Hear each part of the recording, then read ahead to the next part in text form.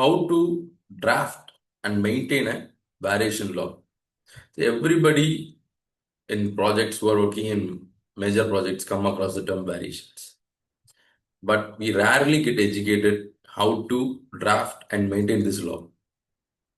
Everybody have seen this log.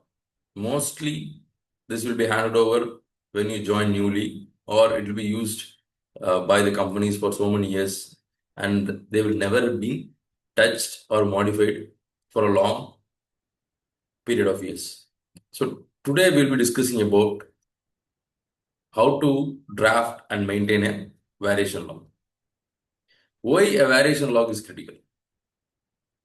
It impacts cost and the time of the project directly. It supports claims and cash flows, which is the heart of the construction projects. What is a variation log? What is the purpose? It is a tracking document that keep capturing every change from initiation to the closure. The closure might be either it will be accepted by the client and we will get the contractual amendment, or it will be removed by the client or not necessary, so we can move to the original scope.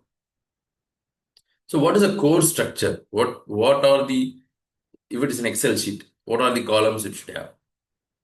The claim must have an ID. It shall have a description.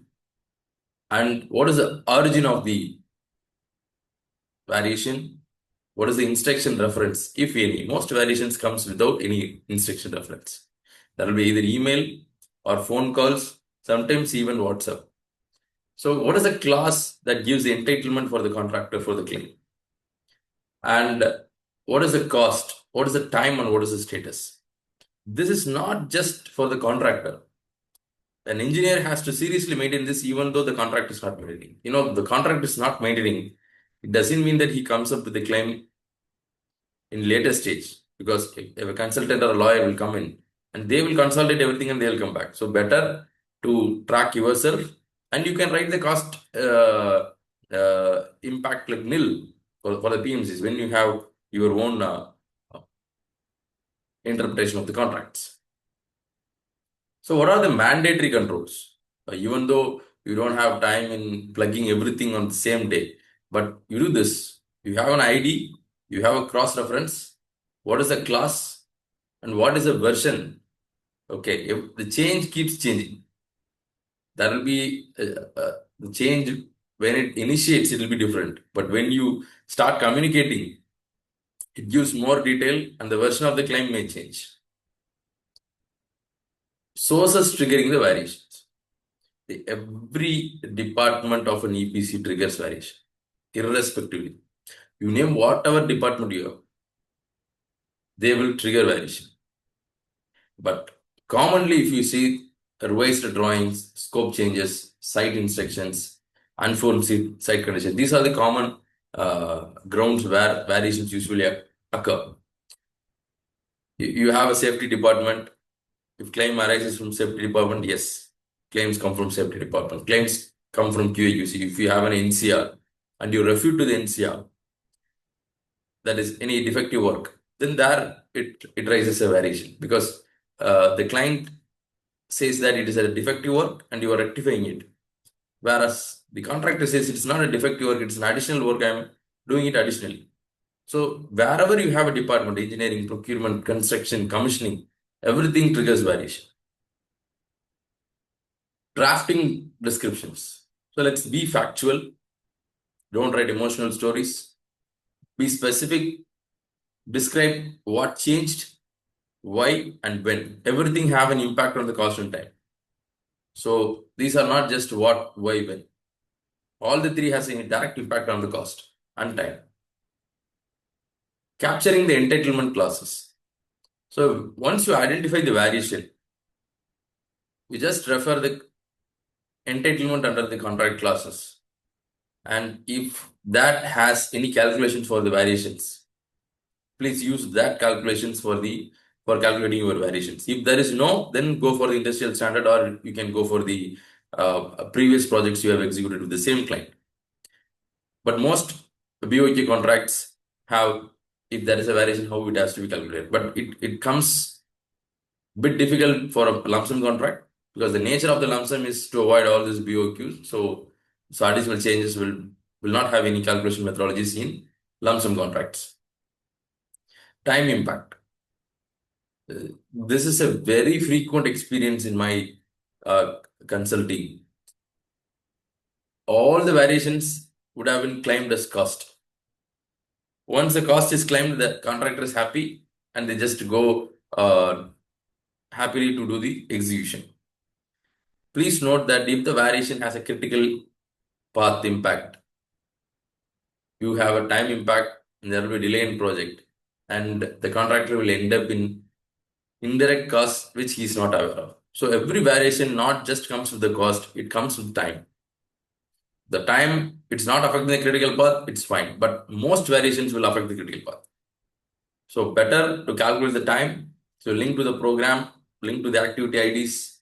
So at least you mark the preliminary delays and what will be the expected day of completion. Please have a note on time impact of variations, which is very rarely considered. Cost impact, of course, we discussed. So what is the estimation basis? Do you have any backgrounds, breakdowns? In some contracts, it says that you have to submit the invoice, you actually pay, and you can keep a markup to 10 to 20%, and that will be the variation accepted. So if that is the case, then that has to be done. You cannot argue later stage that I will not submit an invoice. We are eligible to give the cost estimation. No, if there is a clear contract clause and the contractor has agreed that he will submit an invoice and have a markup of 10% or 15% on that, then it has to be submitted. Only then the variation will be paid. Supporting documents. So whatever the supporting documents, it can be a drawings, RFIs, MOMs, email IDs, photos, calculations. Whatever the evidence you have, you please always populate it and attach it. It plays a role when it goes to the extreme fight of dispute resolution. So when you have a good evidence, mostly the opposite party get convinced that they have a right and we have to pay them. But when there is no improper evidence that gives the leverage of the opposite party to gain that this is not going to be a winning case, why don't we give a chance? So evidences are very important, not just in arbitration or in formal litigations. It is required in your negotiations. The more the evidence you collect for the negotiation, you end the dispute more between the walls in the negotiations. Status tracking is very important. You have to keep it updated. So you have to draft the variations, you have to submit it, you have to query it. If any clarifications, then it has to be approved, then it has to be invoiced, whether the invoice is paid. So these are the stages of the variations. Version control, as I said, that it keeps changing. So what is the version of the claim, what is the date, and who edited it, and what was the trigger for the change? Trigger for the change of the change. And the change history has to be maintained. Yes, monthly governance is nothing but when you keep updating and focusing on it and discussing every month, and when it is under control, then it doesn't affect the project majorly. So review the log monthly, update the status, report the aging variation. Some variations will have been submitted 6 months back and it's not being answered, and the project is about to end, or the project is going to have an impact if it is going to be approved later stage. So those things has to be kept on discussion in meetings. So what is the best practices? It's going to be a bit difficult. Record it on the same day. See, when you want a very disciplined, see, when in my early careers, what I used to do to log the variations, I have a variation log at the back of my diary. So whenever I get the variations, I write down at the back of my diary. Then when the time permits, I just populate them in the Excel sheets. So if you don't record it on the same day, there are more chances of forgetting it. So you don't even have to take the reference classes on the same day, because you are a contract expert and you know what are the reference classes you can take back from the contract. And you also can't keep all the contract classes in your mind. So align with the program. So always sit with the project control people, your friends, and ensure that these are going to have impact on the time.